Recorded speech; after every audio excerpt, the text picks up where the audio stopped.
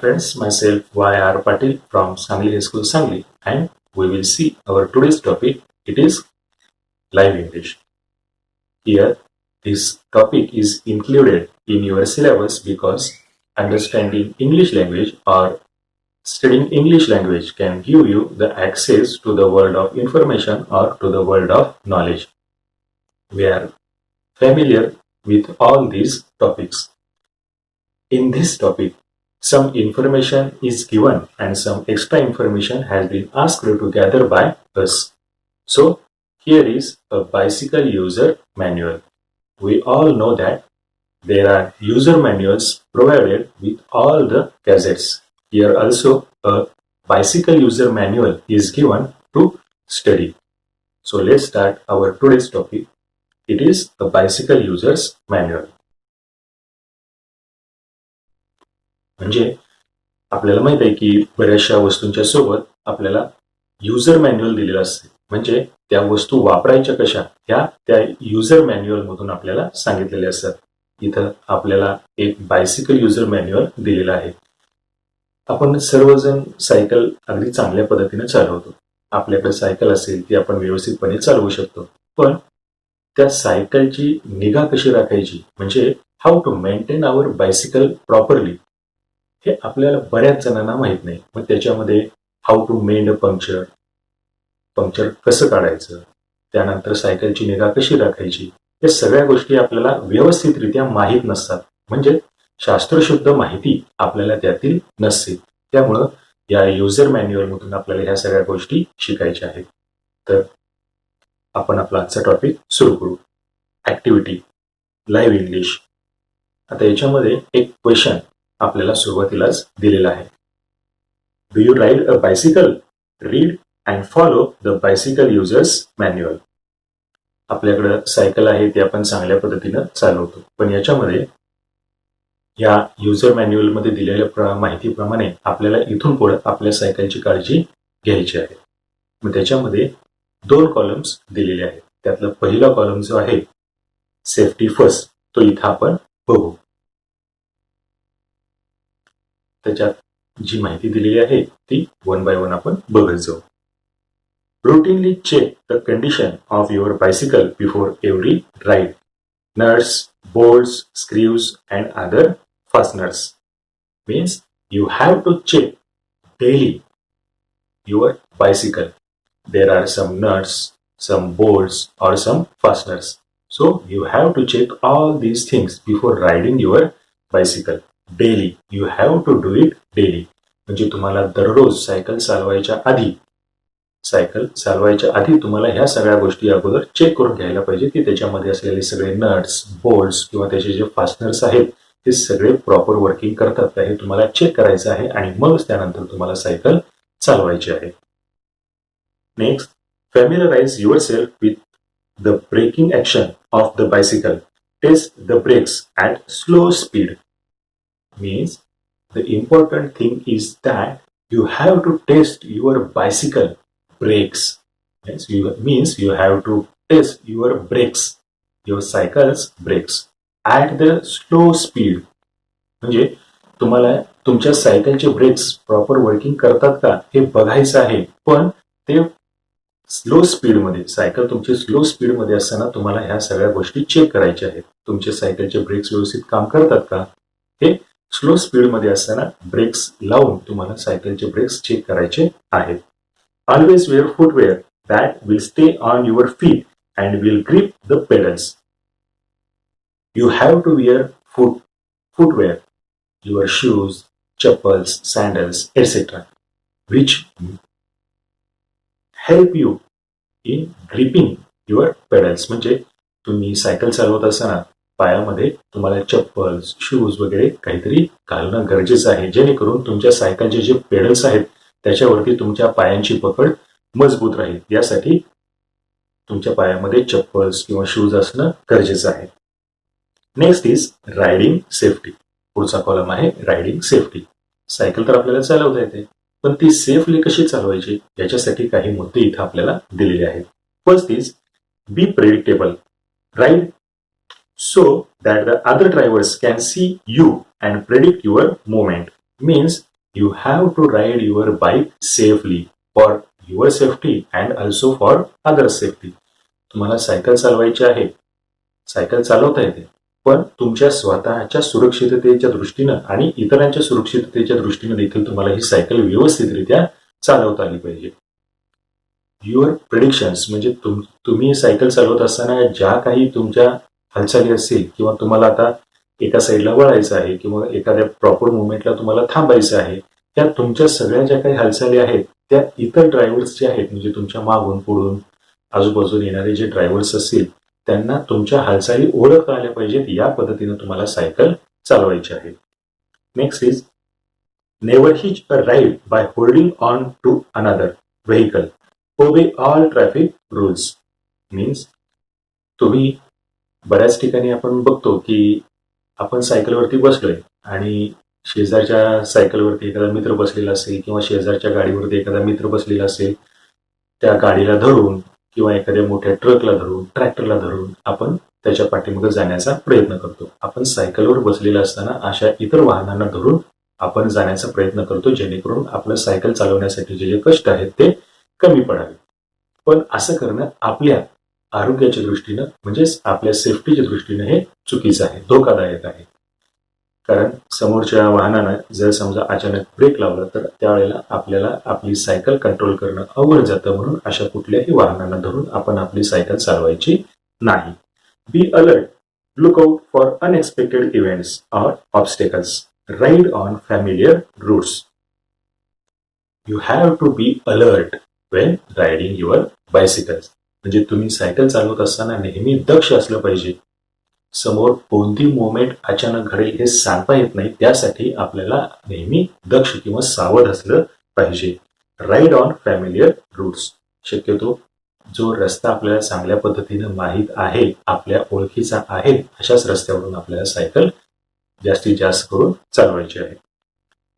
Some instructions have been given here and some extra information has asked to gather from our surroundings. So here are some instructions given about our riding bicycle.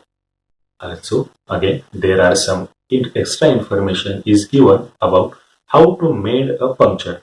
You have to study it from your textbook. Now you can see the picture of a cycle on your mobile screen. It is not a regular picture of a bicycle. It is a word picture of bicycle. म्हणजे आता तुमच्या समोर स्क्रीनवरती दिसणारी ही जी cycle आहे हे regular सायकलचं picture नाही. म्हणजे ही regular cycle नाही आहे. याच्यामध्ये एक वेगळं पण या चित्राचं तुम्हाला जर काही जाणवत असेल तर ते म्हणजे ही सायकल, या सायकलची प्रतिकृती किंवा हे सायकल जे चित्र तुम्हाला दाखवलेलं आहे हे वर्ड पिक्चर आहे. म्हणजे शब्दांपासून तयार केलेलं सायकलचं पिक्चर आहे. आता याच्यामध्ये तुम्हाला सायकलचे जे वेगवेगळे पार्ट्स माहीत आहेत त्यांचीच नावं योग्य त्या ठिकाणी देऊन एक वर्ड पिक्चर सायकलचं तयार केलेलं आहे आणि याच्यावरती काही प्रश्नांची उत्तर आपल्याला द्यायची आहेत. Now let's see the question. Read the word picture of a bicycle carefully and answer the questions. म्हणजे ते चित्र जे आहे बायसिकलचं ते व्यवस्थित अभ्यासा. तुम्ही एकदा खात्री करून घ्या की या चित्रामध्ये ज्या काही शब्दांना योग्य ती जागा दिलेली आहे ते योग्य त्या ठिकाणीच आहेत का. म्हणजे सीट जिथं दिलेलं असेल त्याला आपण सॅडल म्हणतो, त्याला योग्य त्या ठिकाणी नाव दिलेलं आहे का.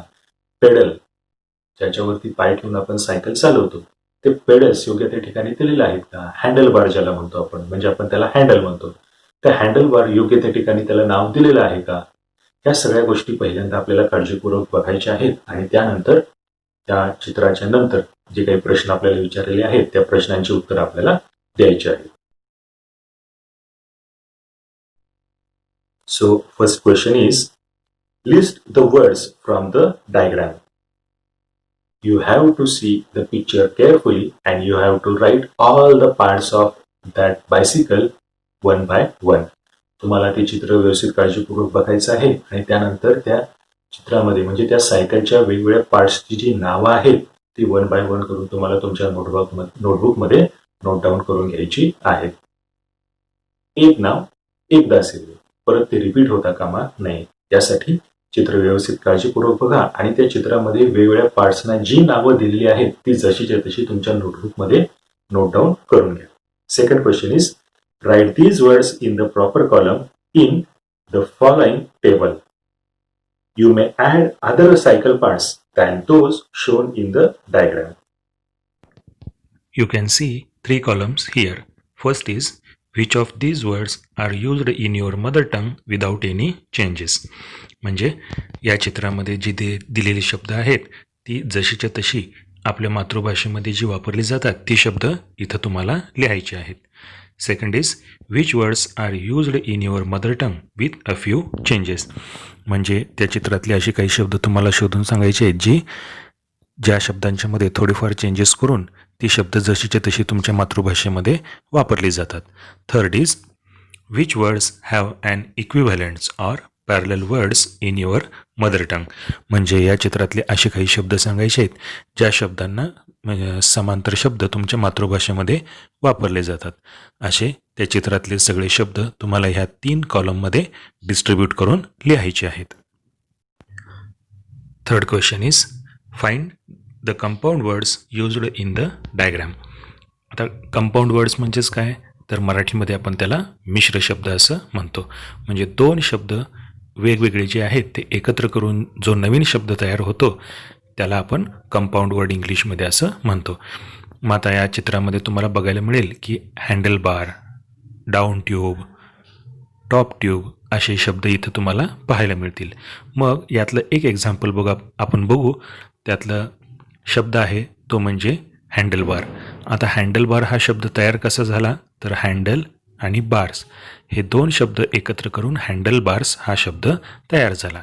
त्याच पद्धतीनं डाऊन ट्यूब हा शब्द तयार कसा झाला, डाऊन आणि ट्यूब हे 2 शब्द एकत्र करून डाऊन ट्यूब हा एक शब्द तयार झाला. या पद्धतीनं असे मोठे शब्द, ज्या मोठ्या शब्दातून 2 वेगवेगळे शब्द छोटे बाजूला काढता येतात, असे मोठे शब्द ज्याला आपण इंग्लिशमध्ये कंपाऊंड वर्ड म्हणतो ते तुम्हाला शोधून इथं लिहायचे आहेत. Fourth question is translate any one part of this bicycle users manual. म्हणजे या बायसिकल युजर्स मॅन्युअलमध्ये जे पार्ट इथं दिलेले आहेत ते तुम्हाला त्यांच्यापैकी एक कोणताही पार्ट तुम्हाला मराठीमध्ये ट्रान्सलेट करायचा आहे. म्हणजे ज्याच्यामध्ये रायडिंग सेफ्टी किंवा how to mend a puncture असे हे जे काही भाग दिलेले आहेत त्यांच्यापैकी एक भाग कोणताही तुम्हाला मराठीमध्ये ट्रान्सलेट करायचा आहे. Fifth question is collect specimens of other manuals and exhibit them in the class. प्रकारचे पुढे युजर मॅन्युअल्स वेगवेगळ्या वस्तूंचे असतील, इलेक्ट्रॉनिक गॅजेट्स वगैरे अशा ज्यांचे युजर मॅन्युअल्स तुम्हाला मिळतील ते तुम्ही सांगेल आणि वर्गामध्ये त्यांचं प्रदर्शन भरवायचं आहे. Sixth question is try to draw a similar word picture of any object of your choice. म्हणजे वर्ड पिक्चर दिलेलं आहे तसं एखादं कोणतंही पिक्चर तुम्हाला ड्रॉ करायचं आहे जे वर्ड पिक्चर असावं. एखादी कोणतीही वस्तू आपण त्याच्याबद्दल कल्पना करायची आणि त्याचं एक वर्ड पिक्चर आपल्याला तयार करायचं आहे. जसं इथं सायकलचं चित्र दिलेलं आहे त्याप्रमाणे तुम्ही एखाद्या मोटरसायकलचं असेल, एखाद्या कारचं असेल किंवा एखाद्या इलेक्ट्रिक गॅजेट्स असेल, म्हणजे इलेक्ट्रिक वस्तूंचं एखादं चित्र आपण जसं पेन्सिलचा वापर करून ड्रॉइंग या विषयासाठी आपण चित्र काढतो त्याच पद्धतीनं एक वर्ड पिक्चर आपल्याला तयार करायचं आहे. जे तुम्ही कोणतंही निवडाल त्या पद्धतीचा एक वर्ड पिक्चर आपल्याला तयार करायला सांगितलेला आहे. So we have included some main topics from this live English and the rest topics of this live English you have to study on your own. इथं महत्त्वाचे जे काही त्यातले भाग होते लाईव्ह इंग्लिशमधले ते आपण या व्हिडिओमध्ये कव्हर करण्याचा प्रयत्न केलेला आहे. याच्यापेक्षा आणखीन त्या पुस्तकामध्ये जे काही या टॉपिक अंडर भाग दिलेले असतील, म्हणजे how to mend a puncture अशासारखे जे काही भाग दिलेले असतील ते तुम्ही घरी अभ्यासायचे आहेत आणि वहीमध्ये लिहून देखील घ्यायचे आहेत. थँक्यू.